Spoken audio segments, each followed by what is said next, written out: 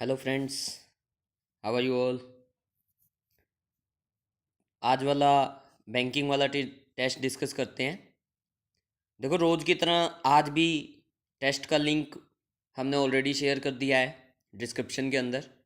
जिसने भी वो टेस्ट ना किया हो तो वो टेस्ट को पहले अटेम्प्ट करके तभी इस डिस्कशन को देखो। और एक चीज़ और, आज वाला जो टेस्ट हुआ था ना, इस टेस्ट में एक थोड़ी सी टाइपिंग मिस्टेक थी जो पैरा जंबल था उसके अंदर। तो अभी जो हमने टेस्ट अपलोड किया है उसके अंदर वो मिस्टेक हमने करेक्ट कर दी है। तो आज हम पैरा जंबल को भी डिस्कस करेंगे, तो आप लोग उस पैरा जंबल को दोबारा से एक बार अटेम्प्ट कर लो डाउनलोड करके, एंड देन इस डिस्कशन को देखना है। ठीक है, हम स्टार्ट कर रहे हैं। आज वाले टेस्ट में, आज का जो टेस्ट था वो टेस्ट था SKPO1 AA HKN। इस टेस्ट में हम पैसेज को छोड़ के बाकी सब क्वेश्चंस डिस्कस करने वाले हैं। पैसेज के अंदर 10 क्वेश्चंस थे, 10 क्वेश्चंस को हम डिस्कस नहीं करेंगे। बाकी जो 20 क्वेश्चंस हैं हम डिस्कस करेंगे। PO1 है तो PO1 आप सबको पता ही है कि PO1 हमारा इजी टेस्ट होता है। तो इस टेस्ट को उठाते हैं, एक एक करके सारे क्वेश्चंस देखते हैं। 11th से स्टार्ट कर रहे हैं हम, क्वेश्चन नंबर 11th से। 11th से 15th जो है वो एक क्लोज टेस्ट है। और मैंने जैसे पहले भी कई बारी क्लास के अंदर, वैसे भी मैं हमेशा बताता हूँ कि क्लोज टेस्ट के अंदर हम एक मिस्टेक करते हैं कि हम जनरली फर्स्ट क्वेश्चन से ही ऑप्शंस देखना स्टार्ट कर देते हैं। लेकिन क्लोज टेस्ट को कभी भी ऐसे अटैम्प्ट नहीं करना होता। हमें हमेशा पहले पैसेज की सेंस लेनी है, उसके बाद हम क्वेश्चंस को अटेम्प्ट करना शुरू करेंगे। क्योंकि अगर आप पहले ही क्वेश्चन से ऑप्शन देखना स्टार्ट कर देते हो तो कई बारी हम किसी भी ऑप्शन को वहां पे फिट करके जा सकते हैं, और माइट भी उस फिट करने की सेंस में हम एक नेगेटिव सेंस लेके बिल्कुल ऑपोजिट सेंस लेके जा सकते हैं। और इवन आगे ऑप्शंस भी वैसे मिलेंगे कि हम ऑपोजिट सेंस के साथ भी चलें तो सेंस बनेगी। तो सेंस हमें क्लोज टेस्ट के अंदर अपनी नहीं बनानी होती। सेंस हमें ऑथर की देखनी होती है कि ऑथर हमें क्या सेंस देना चाह रहा है। इसीलिए पहले क्लोज टेस्ट को हमेशा हम पढ़ेंगे, then only we will try to answer the questions. Let us start. Dash stringent anti pollution laws. Stringent जो वर्ड होता है, स्ट्रिंजेंट होता है स्ट्रिक्ट, कठोर। तो कह रहे हैं स्ट्रिंजेंट एंटी पोल्यूशन लॉज हैं हमारे यहाँ पे। Mass awareness levels in India about the need to protect the environment are law. कह रहे कि कानून एंटी पोल्यूशन के स्ट्रिंजेंट अब पता नहीं हैं या नहीं, डैश दिया आगे। कह रहे लेकिन मास अवेयरनेस लेवल जो है इंडिया के अंदर about the need to protect the environment are law, लोगों को नहीं पता। अभी आजकल इशू चल रहा है स्मोक वाला। तो देखो, इस स्मोक के कारण इतनी ज़्यादा प्रॉब्लम हो रही है, ठीक है, बट स्टिल पीपल, मतलब गवर्नमेंट ने कानून बना दिया कि आपको जो पराली है उसको जलाना नहीं है, लेकिन still people are burning that because we are not much aware about this environmental pollution and we are not much concerned about this pollution. तो वही चीज़ लिख रहा है, कह रहा है the need to protect the environment are low. तो इसके बारे में जो मास अवेयरनेस लेवल है वो बहुत लो है। Which is dash many people insist that, which is dash many people insist that mere laws won't do, which is dash, पता नहीं क्या आएगा, लेकिन ये एक सेंस आ रही है शायद इसलिए मैनी पीपल इंसिस्ट, बहुत सारे लोग कहते हैं, इंसिस्ट करते हैं दैट मियर लॉ, मियर वर्ड का मतलब होता है ओनली, ओनली कानून, मतलब सिर्फ आप कानून बना दो उसी से काम नहीं चलेगा। जैसे अभी मैं बता रहा हूँ ना कि कानून तो बना दिया पराली जलाने का, ना जलाने का, 2500 रुपये फाइन भी रख दिया उस पर, लेकिन फिर भी पीपल जला रहे हैं क्योंकि लोग ये सोचते हैं कि भाई हमें हमारे से मतलब है, आगे की किसने देखी है। ठीक है, तो कह रहे हैं mere laws won't do what we actually need are environment conscious citizens. Actual में ज़रूरत कानून की नहीं है, ज़रूरत है एनवायरमेंट कॉन्शियस सिटीजन्स, ऐसे सिटीजन्स की जो एनवायरमेंट के लिए कॉन्शियस हैं। It is in this context that the university's dash to introduce environment studies as a compulsory paper at the undergraduate level assumes significance। क्या कह रहा है, कह रहा है it is in this context, कह रहा है इसी कॉन्टेक्स्ट के कारण, देखो ऊपर कॉन्टेक्स्ट क्या लिखी कि हमें सिटीजन्स चाहिए जो एनवायरनमेंट के लिए कॉन्शियस हैं, इसी कॉन्टेक्स्ट के कारण द यूनिवर्सिटीज डैश, यूनिवर्सिटी का कुछ भी, to introduce environment studies as a compulsory paper at the undergraduate level. University ने शायद कोई डिसीजन लिया होगा कुछ ऐसा, I don't know, undergraduate level पे। तो ये चीज़ जो है ना इसकी सिग्निफिकेंस है। There was some dash initially about who would teach the paper because financial constraints make it impossible for colleges to dash approval for new teaching posts। कह रहे देर वॉज सम डैश, कुछ था इनिशियली स्टार्टिंग में, about who would teach the paper, कि ये जो नया subject लेके आएंगे इसको पढ़ाएगा कौन।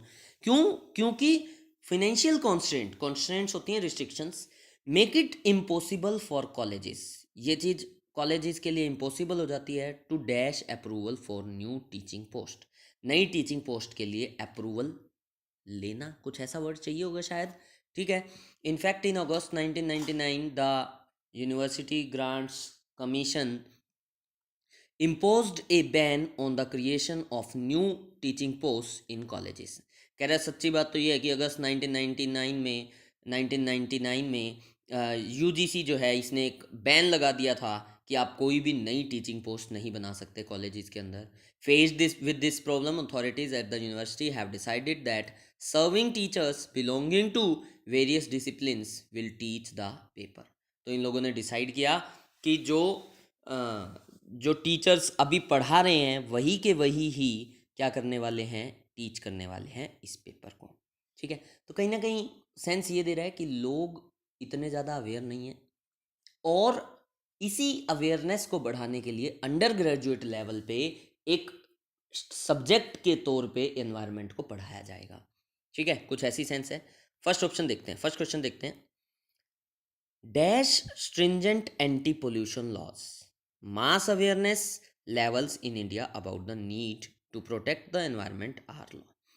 कह रहा है स्ट्रिंजेंट एंटी पोल्यूशन कानून डैश। ऑप्शन देखते हैं। फर्स्ट ऑप्शन है डिस्पाइट, डिस्पाइट का मतलब होता है के बावजूद। कह रहे स्ट्रिंजेंट कानून होने के बावजूद भी, कठोर कानून होने के बावजूद भी इंडिया के अंदर मास अवेयरनेस नहीं है, लोगों को इस चीज़ के बारे में पता नहीं है। ये ऑप्शन थोड़ा सा ठीक लग रहा है, लेकिन बाकी ऑप्शंस देखते हैं पहले। Having stringent anti pollution laws, देखो हैविंग वर्ड आ सकता है, लेकिन फिर ये सेंटेंस इनकम्प्लीट हो जाएगा। जैसे मैं कहूँ having stringent anti pollution laws is necessary, है ना। हैविंग के बाद अगर ये आता तो यहाँ पे हमें वर्ब चाहिए होती, ठीक है। जीरंड का काम करता है हैविंग, तो हमें वर्ब चाहिए थी, having stringent anti pollution laws is necessary, लेकिन लॉज पे जाके काम खत्म हो गया है, तो यानी कि हैविंग वर्ड यहाँ पे शिफ्ट नहीं हो सकता, जीरंड नहीं आ सकता। एनेक्टिंग स्ट्रिंजेंट लॉज, फिर वही इज नेसेसरी आना चाहिए आगे। सेम वे में अडॉप्टिंग के साथ भी इज नेसेसरी आना चाहिए, ठीक है। ये तीनों वर्ड जीरंड हैं, इनके साथ अगर आगे वर्ब आ रही होती तब ये तीनों में से कुछ आ जाता, ये तीनों अभी यहाँ पे एलिमिनेट हो जाते हैं।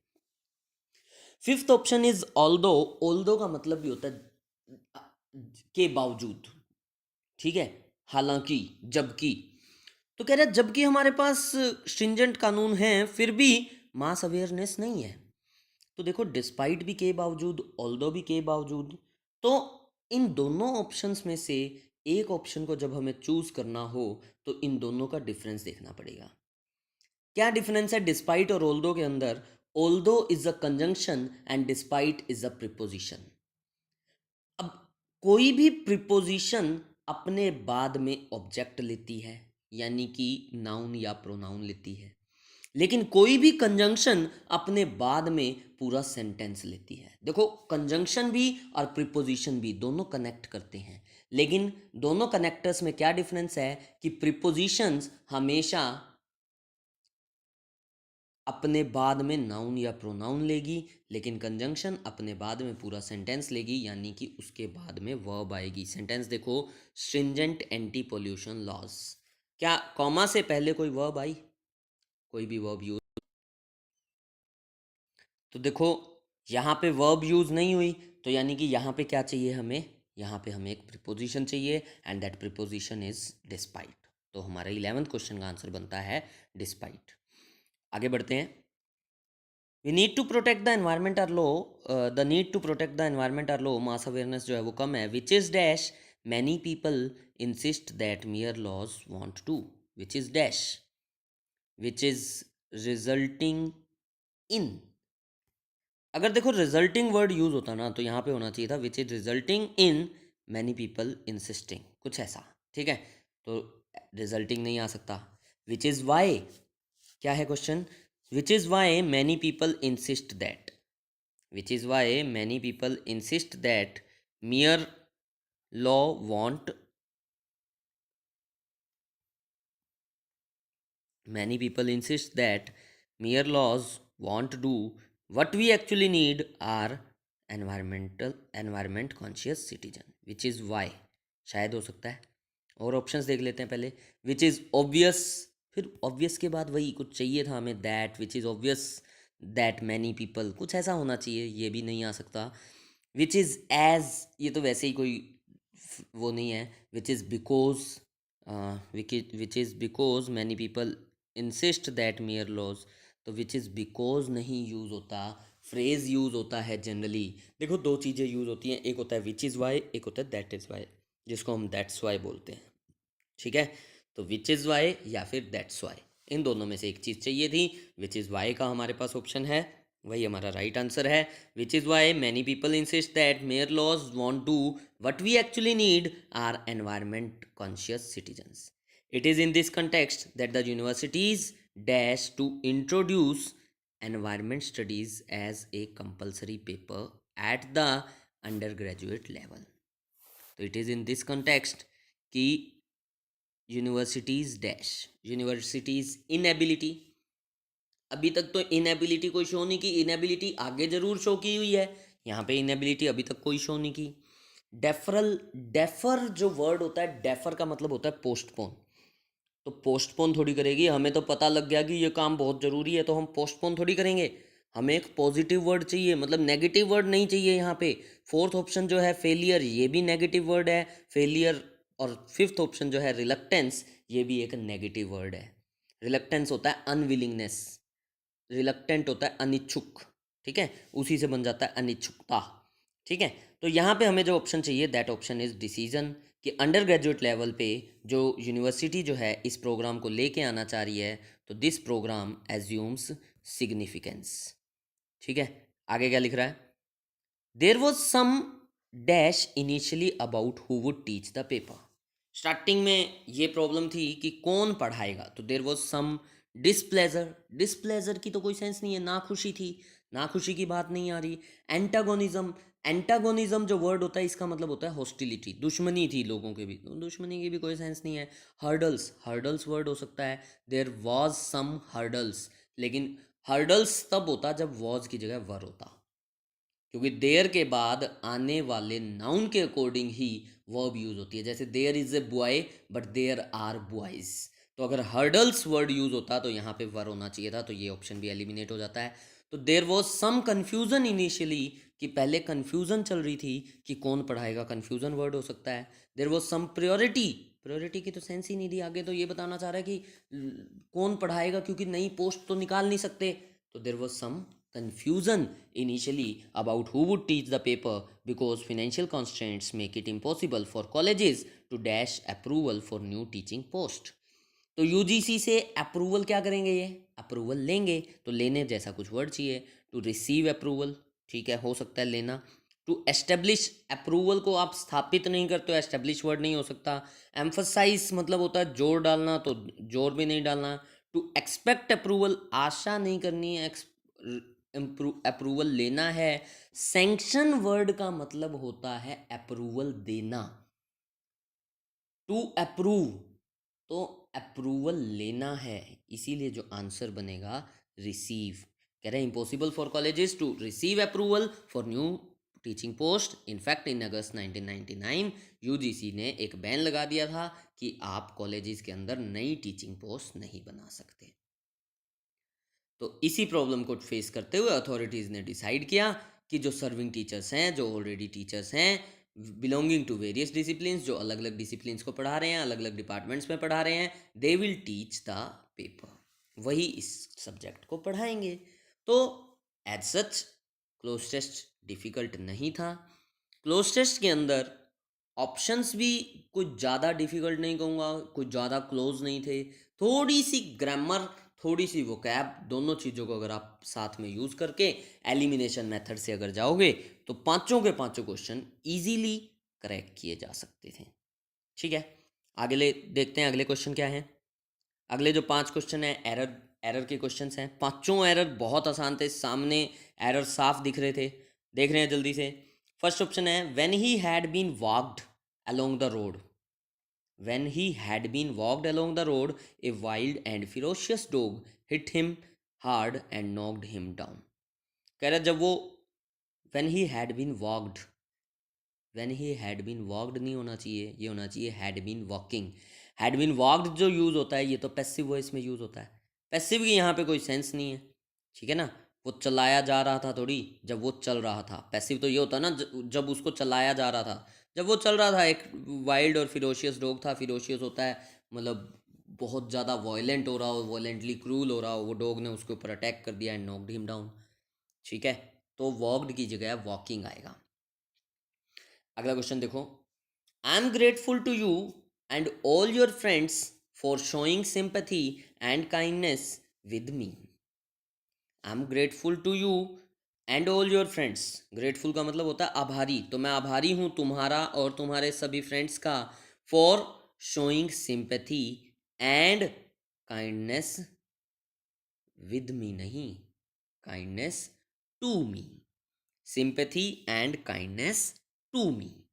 ठीक है, तो यहाँ पे रॉन्ग प्रिपोजिशन यूज की गई थी, विद की जगह टू आना चाहिए। अगला question, the leader was so shrewd. Shrewd word का मतलब होता है चालाक। श्रूड होता है कि cunning, clever. The leader was so shrewd that he could not deceive. थोड़ा सा सेंटेंस देखो क्या लिख रहा है। कह रहे लीडर इतना चालाक था कि वो डिसीव नहीं कर पाया, धोखा नहीं दे पाया। By the words of the sycophant courtiers. Sycophant का मतलब होता है साइकोफेंट होता है जो चापलूस, ठीक है। और कर्टियर जो वर्ड होता है, कर्टियर वैसे कर्टियर का मतलब होता है सेनापति, फॉलोअर्स, ठीक है। तो कह रहे हैं the leader was so shrewd, इतना श्रूड था कि that he could not deceive, कि वो धोखा नहीं दे पाया। बाय द, एक्चुअल में यहाँ पे पैसिव वॉइस होना चाहिए, the leader was so shrewd that he could not be deceived, कि उसे धोखा नहीं दे पाए। कौन नहीं दे पाए? साइकोफेंट कर्टियर्स के वर्ड्स, ठीक है। जो चापलूस थे उनके वर्ड्स उसको धोखा नहीं दे पाए। फिर क्या लिख रहा है, कह रहा है अगला क्वेश्चन है, he is the man who I know, he is the man who I know has helped my son in the final examination. He is the man who I know has helped my son in the final examination. देखो इस question के अंदर generally who दिखते ही ना हमें एक चीज़ sense आती है कि हु की जगह ना हुम होना चाहिए। लेकिन हु और हुम का मैंने डिफरेंस कई बारी क्लासेस के अंदर बताया है। हु और हुम में क्या डिफरेंस होता है? हु एक सब्जेक्ट होता है, हुम एक ऑब्जेक्ट होता है। अब देखो, सब्जेक्ट चाहिए या ऑब्जेक्ट चाहिए, उसके लिए हमें सबसे पहले सेंटेंस के अंदर वर्ब काउंट करनी चाहिए। He is the man, is एक वर्ब है। हु को छोड़ दो, आई नो, नो एक वर्ब है, और हैज़ हेल्प्ड तीसरी वर्ब है। सेंटेंस के अंदर तीन वर्ब यूज हो रही हैं, और सेंटेंस के सब्जेक्ट देखो कितने हैं। तीन वर्ब है तो तीन सब्जेक्ट होने चाहिए। ही इज द मैन में ही सब्जेक्ट हो गया, आई नो में आई सब्जेक्ट हो गया, हैज़ हेल्प्ड का कोई सब्जेक्ट नहीं है। इसीलिए यहाँ पे जो सब्जेक्ट चाहिए वो हु चाहिए, यहाँ पे होम की जरूरत नहीं है, यानी कि हु इज करेक्ट। एरर देखते हैं कि एरर क्या है। He is the man who I no, वो वही आदमी है जिसको मैं जानता हूँ, ये वही आदमी है जिसने मेरे बेटे की हेल्प की फाइनल एग्जामिनेशन में। हु हैज़ हेल्प्ड नहीं चाहिए, यहाँ पे चाहिए who helped my son in the final examination. Examination हो चुका है फाइनल, और वो हेल्प कर चुका है, ठीक है ना। तो पास्ट की बात है, पास्ट से डिनोट होगी who helped my son in the final examination.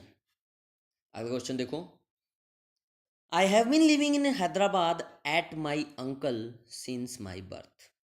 I have been living in Hyderabad, मैं हैदराबाद में रह रहा हूँ एट माई अंकल, थोड़ा सा प्रॉब्लम नहीं लग रही? या तो होता एट माई अंकल्स हाउस, या होता विद माई अंकल। तो थर्ड पार्ट के अंदर एरर है कि या तो मैं अपने अंकल के साथ रह रहा हूँ या अंकल के घर पे रह रहा हूँ। तो एट माई अंकल नहीं होगा, या तो विद माई अंकल या एट माई अंकल्स होम। ठीक है जी, अगला क्वेश्चन देखते हैं। फिलर है, इजी थे फिलर भी, पांचों फिलर इजी थे, देख लेते हैं। The dash of opinion which emerged at a recently concluded seminar was that the problem of dowry cannot be dash unless the law against it is made more stringent। देखो stringent word अभी पहले भी use हुआ, stringent word दोबारा भी use हो गया। ठीक है, stringent का मतलब होता है कठोर। कह रहा है unless the law against it is made more, dowry क्या होता है? दहेज। तो कह रहा है जब तक इसके अगेंस्ट कानून जो है ना और ज़्यादा कठोर नहीं बनाया जाता, तब तक इस प्रॉब्लम को क्या नहीं किया जा सकता? इस प्रॉब्लम को सॉल्व नहीं किया जा सकता। कुछ ऐसा वर्ड चाहिए। ठीक है, और the dash of opinion which emerged at a recently concluded seminar, एक सेमिनार हुआ, उसमें कंक्लूजन क्या निकला? Dash of opinion.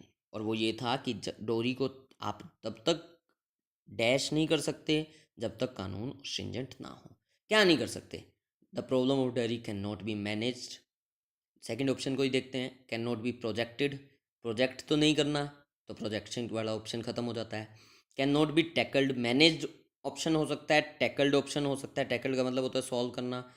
Problem of डोरी can not B curved, curved का मतलब होता है प्रिवेंट करना। तो प्रॉब्लम को प्रिवेंट नहीं करना, इसको तो साइड करना है, तो ये ऑप्शन भी खत्म हो जाता है। और अप्रिशिएट भी नहीं करोगे प्रॉब्लम को। तो हमारे पास दो ऑप्शन बचते हैं, तीन ऑप्शन हमारे पास एलिमिनेट हो गए। हमारे पास एक ऑप्शन बनता है फर्स्ट और एक ऑप्शन बचता है थर्ड। अब ऑप्शंस देखते हैं। The divergence of opinion which emerged at a recently concluded seminar. Divergence, divergence का मतलब होता है सेपरेशन। ठीक है, तो अगर वहां पे सेपरेशन हुआ है तो रिसेंटली कंक्लूडेड, अगर सेपरेशन होता व्यूज में, ओपिनियंस में, तो एक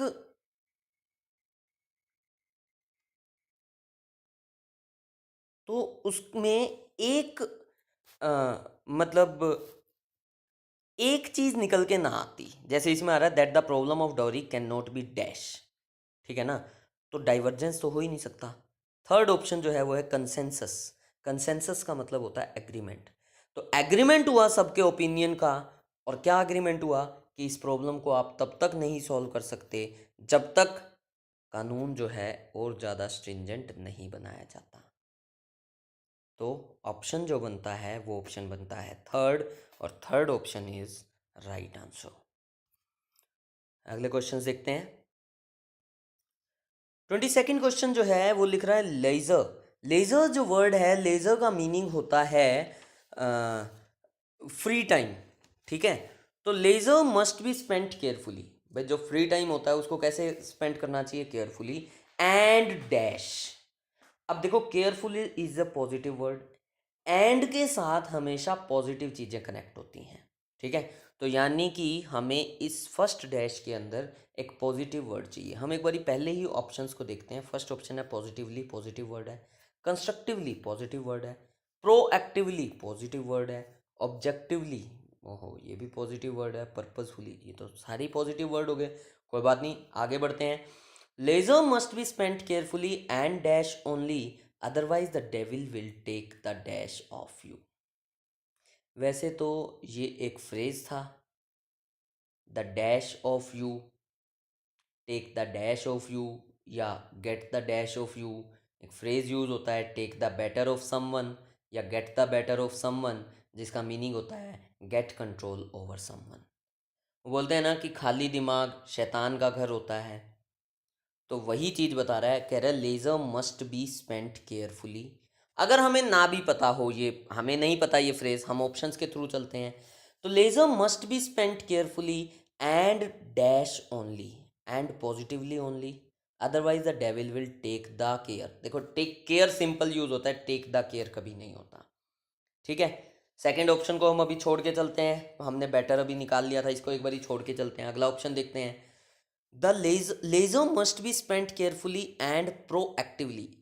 देखो ठीक है, प्रोएक्टिवली एक पॉजिटिव वर्ड है, लेकिन यहाँ पे नहीं आ रहा। प्रोएक्टिवली का मतलब होता है जैसे एक रिएक्टिव होता है, एक प्रोएक्टिव होता है, ठीक है ना।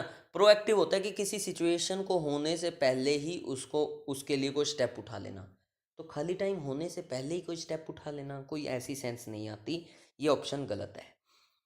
ऑब्जेक्टिवली का मतलब होता है कि अ, कोई ऑब्जेक्ट होना चाहिए, कोई गोल होना चाहिए। तो कह रहे हैं लेजर मस्ट बी। भाई जब आपकी लेजर है वो खाली टाइम है, तो उसमें भी अगर गोल सेट करोगे तो फिर वो तो खाली टाइम तो बचा ही नहीं, ठीक है। Only otherwise the devil will take the energy of you. मतलब अदरवाइज जो डेविल है वो आपकी एनर्जी ले लेगा। पता नहीं, कुछ खास सेंस नहीं बन रहा। आगे और देखो, leisure must be spent carefully and purposefully, वही पर्पज होना चाहिए। Otherwise the devil will take the major. Major मतलब मैयर वर्ड बोलते हैं अब इसको। मैयर ऑफ यू मतलब आपका मेजरमेंट ले लेगा। मतलब कोई कोई सेंस नहीं है इस वर्ड की भी। तो ऑप्शन के थ्रू भी जाएं तो second option is the right answer, constructively only, otherwise the devil will take the better of you. Take the better of somebody, take the better of somebody या get the better of somebody, दोनों का मतलब होता है get control control over someone, ठीक है। अगला question देख रहे हैं, nothing is nothing is impossible in the world of politics. कह रहा है कुछ भी चीज़ इम्पॉसिबल नहीं है पॉलिटिक्स के वर्ड में। स्टेट्स विच वर डैश फोज। फो जो वर्ड होता है, फो का मतलब होता है दुश्मन। States which were dash force and had there deadly missiles pointed at each other. कह रहे ऐसी स्टेट्स, ऐसी कंट्रीज जो कभी डैश दुश्मन थी और अपनी डेडली मिसाइल्स एक दूसरे के ऊपर तान के खड़ी थी, ठीक है। Had find themselves dash in military alliances. अब उनकी शायद क्या हो गई है, मिलिट्री अलायंसेस हो गई हैं, ठीक है। देखते हैं ऑप्शंस। स्टेट्स विच वर इम्प्लेकेबल। इम्प्लेकेबल वर्ड का मतलब होता है जिसको मनाया ना जा सके। प्लेकेट वर्ड होता है एले करना, मनाना। तो इम्प्लेकेबल हो गया जिसको मनाया ना जा सके, ठीक है। कह रहे स्टेट्स विच वर इम्प्लेकेबल फोर्स, मतलब कि जबरदस्त जो दुश्मन थे जो, ठीक है। They find themselves partners in military alliances, कि वो अब मिलिट्री अलायंसेस के अंदर पार्टनर हैं। हो सकता है, पता नहीं। अगले ऑप्शंस देखते हैं, इसको एलिमिनेट नहीं कर पा रहे हम, ठीक है। विच वर इंटेंस फोर्स। इंटेंस का मतलब होता है जबरदस्त, ठीक है। Intense force each other find themselves joining in military alliance. Intense force, देखो इंटेंस एनर्जी, इंटेंस दुश्मनी वर्ड होता है। इंटेंस होता है तीव्र, तीव्र, है ना। तो तीव्र दुश्मन थे, तीव्र नहीं यार, ठीक है। तो इंटेंस वर्ड नहीं आ रहा ऊपर।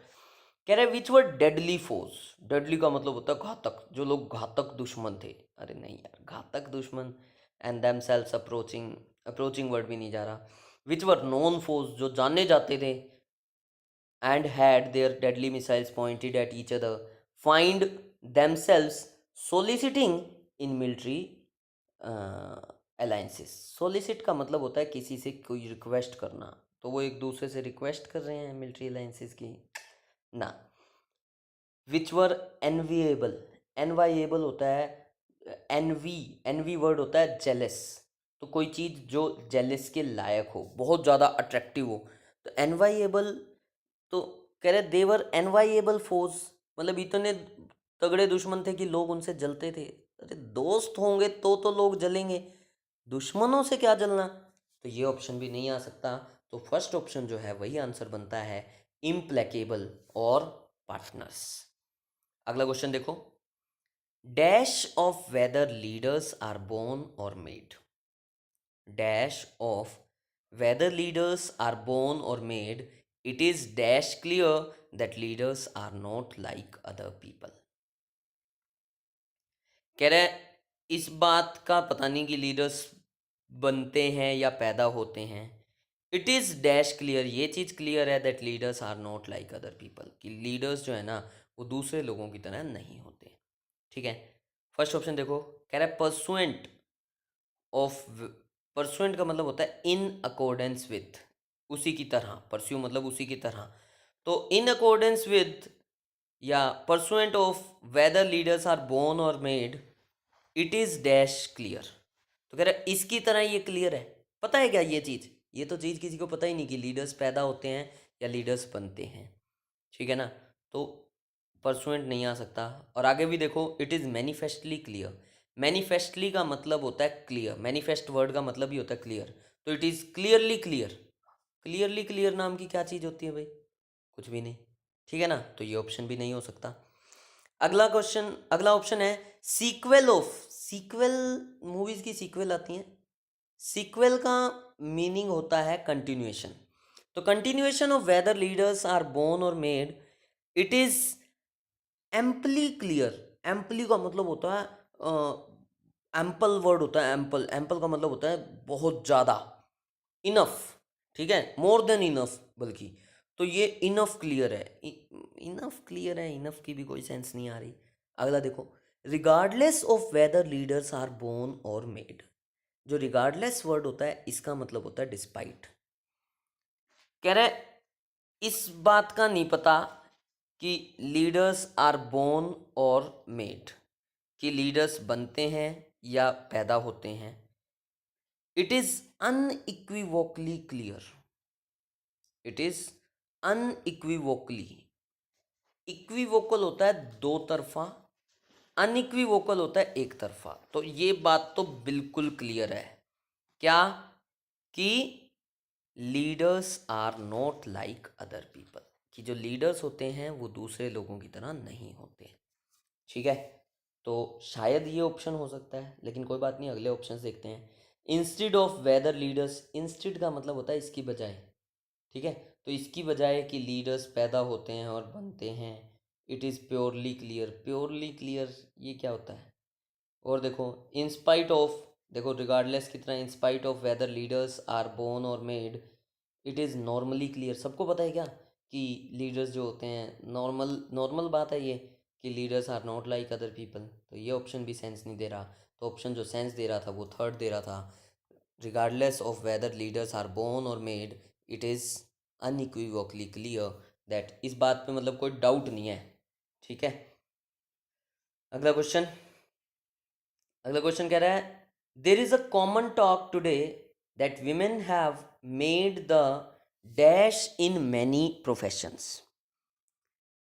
देर इज अ कॉमन टॉक, आजकल ये कॉमन बात है कि women have made dash, the dash in many professions, that they have total freedom of opportunity. इनके पास टोटल फ्रीडम है अपॉर्चुनिटी की, मतलब अपॉर्चुनिटीज़ बहुत हैं, but the majority of women are still left dash, लेकिन मेजोरिटी ऑफ वुमेन अभी भी डैश हैं, बची हुई हैं dash, eight their goals and ambitions through an almost unbreakable glass ceiling. Ceiling होती है छत, तो वो अपने गोल्स और एम्बिशंस की तरफ डैश कर रही हैं एक almost unbreakable glass ceiling. Glass होती है कांच की, तो कांच की छत से, छत है जो अनब्रेकेबल है, पता नहीं क्या आएगा, देखते हैं। देर is a common talk today that women have made the entry in many professions,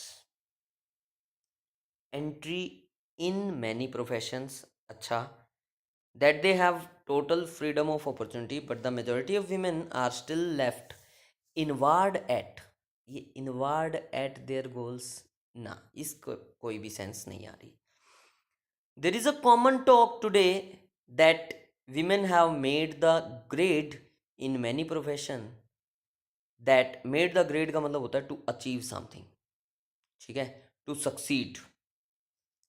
तो कह रहे हैं women had made the grade in many profession that they have total freedom of opportunity but the majority of women are still left gazing at, gazing at का मतलब होता है देखना, घूरना, stair करना। ठीक है, तो many women are still left, अभी बहुत सारी वीमेन बची हुई हैं जो देख रही हैं अपने गोल्स और एम्बिशियस की तरफ, एम्बिशंस की तरफ, through an almost unbreakable glass ceiling, एक ग्लास सीलिंग है जो कि अनब्रेकेबल है, उसके पार उसको देख रही हैं, तो ग्लास के पार तो देख रही हैं, देख सकती हैं, शायद ये ऑप्शन हो सकता है। अगला ऑप्शन देखते हैं। लेकिन there is a common talk today that women have made the progress in many profession, हो सकता है that they have total freedom of opportunity but the majority of women are still left trying at their, trying for their, trying at नहीं होना चाहिए, ठीक है, तो ये ऑप्शन भी नहीं आ सकता। हैव मेड द मार्क भी होता है to achieve something in many professions that they have total freedom of opportunity but the majority of women are still left projecting at. Project का तो मतलब होता है डिस्प्ले करना, तो वो दिखाती हैं छत के थ्रू, नहीं भाई, डिस्प्ले नहीं करती, वो खुद देख रही हैं शायद।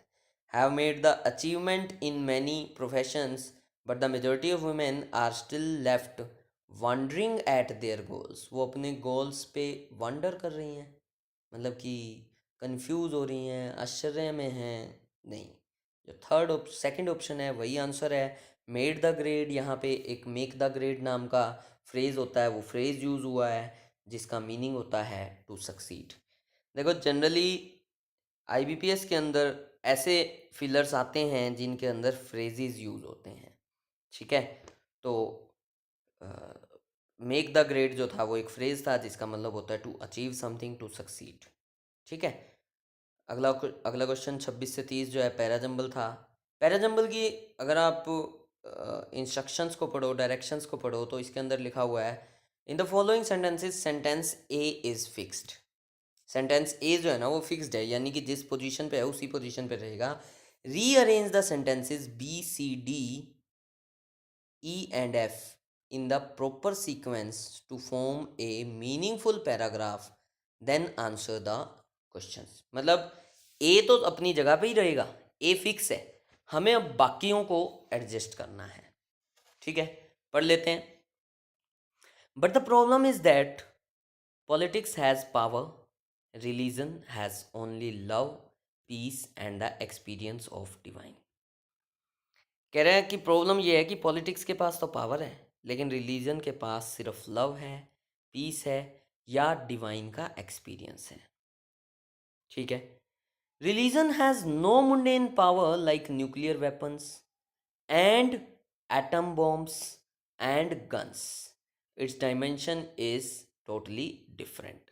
कह रहे रिलीजन के पास कोई खास ऐसी पावर नहीं है जैसे न्यूक्लियर वेपन हो, एटम बम हो, गन्स हो। इसकी जो पावर है वो क्या है, इसकी जो डायमेंशन है, इसका जो रास्ता है वो टोटली डिफरेंट है। It is just like beautiful rose flowers. ये कैसा है, ब्यूटीफुल रोज फ्लावर्स की तरह, ठीक है। Politics can easily interfere with religion and it has been interfering all along. कह रहा है पॉलिटिक्स जो है ना वो ईजिली रिलीजन के अंदर इंटरफेयर कर सकती है and it has been interfering all along, और ये लंबे टाइम से करती आ रही है टू सच एन एक्सटेंट, इस लिमिट तक that it has destroyed many religious values which are absolutely necessary for the survival of humanity and life on this earth। तो कह रहा है और इसने ना डिस्ट्रॉय कर दिया है बहुत सारी रिलीजियस वैल्यूज़ को जो एब्सोल्युटली, जो सच में नेसेसरी हैं अगर ह्यूमैनिटी, मानवता और लाइफ को हम इस अर्थ पे सर्वाइवल चाहते हैं, बनाए रखना चाहते हैं। अगला क्वेश्चन है, अगला है religion is not a will to power. Religion जो है पावर के लिए नहीं है, ठीक है। Religion is a search for truth. भाई रिलीजन हम अपनाते हैं तो पावर पाने के लिए नहीं अपनाते, बल्कि हम ट्रुथ को सर्च करने के लिए अपनाते हैं। एंड द वेरी सर्च और द वेरी का मतलब होता है the same, and the very search makes the religious man humble, simple and innocent. कह रहे जो ये जो सर्च होती है ट्रुथ की, ये रिलीजियस मैन को हम्बल बना देती है, हम्बल होता है विनम्र, सिंपल बना देती है एंड इनोसेंट बना देती है। Its beauty, poetry and it's dance makes life worth living, gives life meaning and significance. इसकी ब्यूटी, पोइट्री और इसका डांस लाइफ को लिविंग बनाता है, वर्थ लिविंग बनाता है, वर्थ लिविंग होता है जीने के लायक, गिव्स लाइफ मीनिंग, लाइफ को मीनिंग देता है, एंड सिग्निफिकेंस। अब इसको हमें अरेंज करना है, ए हमारा फिक्स है, देखो अगर आप ध्यान से देखो, ए के अंदर क्या कहा है, पॉलिटिक्स हैज पावर, पॉलिटिक्स की पावर की बात की है, पॉलिटिक्स की बात की है। अब पॉलिटिक्स के बारे में एक डी के अलावा और किसी में बात नहीं की गई है। बी में रिलीजन है, ब्यूटीफुल रोज फ्लावर्स की बात कर रहा है तो वो भी इट जो है रिलीजन के लिए ही यूज हो रहा होगा। ई में खुद रिलीजन की ही बात कर रहा है। एफ में कह रहा है फिर ब्यूटी, पोइट्री और डांस, तो ये भी किसकी बात कर रहा होगा, रिलीजन की। तो अल्टीमेटली ए में पॉलिटिक्स की बात की और डी में पॉलिटिक्स की बात की, तो पॉलिटिक्स और पॉलिटिक्स इकट्ठा आएगा और उसके बाद रिलीजन आएगा। ठीक है, तो कह रहा है but the problem is that politics has power, religion has only love, peace and the experience of the divine. Politics can easily interfere, देखो पॉलिटिक्स और रिलीजन का वो कर रहा है, डिफरेंस कर रहा है। ठीक है, politics can easily interfere with religion and it has been interfering all along to such an extent that it has destroyed many religious values. A के बाद डी आएगा। दूसरी चीज और देखो, सी जो है ना, सी के अंदर लिखा है it is just like beautiful rose flowers, ये बिल्कुल रोज फ्लावर्स की तरह है। इट्स ब्यूटी, अब ब्यूटी किसकी होती है, रोज फ्लावर्स की। ठीक है ना, तो रोज फ्लावर्स के जस्ट बाद हमें कहीं ना कहीं ब्यूटी वाली सेंस चाहिए। Its beauty, poetry and it's dance, यानी कि सी के बाद एफ आएगा। हमने एक चीज फिक्स कर ली, ए के बाद डी, दूसरी चीज हमने फिक्स की सी के बाद एफ, बचा बी और ई। देखो बी और ई को देखते हैं। बी कह रहा है religion has no mundane power, देखो ए में पावर की बात की, डी में पावर की बात की, और बी में फिर से पावर की बात कर रहा है, और ई में भी पावर की बात कर रहा है। Religion has no mundane power like nuclear weapons and atom bombs and guns, its dimension is totally different. अब वो डायमेंशन बता रहा है कि डायमेंशन क्या है, religion is not a will to power, religion is a search for truth. ऊपर इसने कहा कि रिलीजन की डायमेंशन जो है वो बिल्कुल अलग है, उसका जो रास्ता है वो बिल्कुल अलग है, और रास्ता क्या है, it is a search for truth. B option जो है ई के साथ लिंक हो रहा है, यही सीक्वेंस थी। सी को एफ से लिंक किया, ए को डी से लिंक किया, बी को एफ से ई से लिंक कर दिया, यही इसकी सीक्वेंस बनती है, A D B E C F, A D B E C F. तो देखो जनरली सीक्वेंस बनाना थोड़ा सा डिफ़िकल्ट हमें इसलिए लगता है क्योंकि हमारी उतनी ज़्यादा प्रैक्टिस नहीं है। ठीक है, अब हमारी सीक्वेंस बन गई A D B E C F, तो इसके थ्रू आप ये क्वेश्चंस के आंसर दे सकते थे, जैसे which of the followings would be the second statement after rearrangement. Second कौन सी बनी, ए के बाद हमने ए फर्स्ट थी, डी जो हो गई वो सेकंड हो गई, तो डी कौन सा ऑप्शन है, फोर्थ, तो फोर्थ ऑप्शन हमारा आंसर हो गया। ठीक है, तो देखो पैरा जंबल और क्लोज टेस्ट और फिलर्स, इनको करने का जो बेस्ट वे है ना, इनको ठीक करवाने का जो बेस्ट वे है वो है reading and practice. Daily at least 1.5 से 2 घंटे की हमारी रीडिंग होनी चाहिए, और daily at least 2 para jumble 2 cloze test हमें सॉल्व करने चाहिए। कोशिश किया करो। देखो इंग्लिश भी टाइम मांगती है, इंग्लिश को एक बार ही टाइम दे दो। अगर आपने इंग्लिश को एक बार टाइम दे दिया तो इंग्लिश आपको ज़िंदगी भर टाइम देगी। ठीक है, लेकिन अब जब तक आप इंग्लिश को टाइम नहीं दोगे ना, इंग्लिश के साथ सिंपल सा फंडा है, पहले आपसे टाइम मांगेगी, लेकिन जब आपने टाइम दे दिया तो इंग्लिश आपका ऐसा साथ देगी आप सोच भी नहीं सकते। हर एग्ज़ाम के अंदर लीड करवा सकती है इंग्लिश। ठीक है, तो मतलब डेली रीडिंग ज़रूर करनी है हमें, और डेली प्रैक्टिस भी ज़रूर करनी है, रीडिंग एंड प्रैक्टिस, ये 2 चीज़ें हैं जो हमें हमारे एम तक पहुंचाएंगी। ठीक है जी, तो आज के लिए thank you friends, thanks for listening.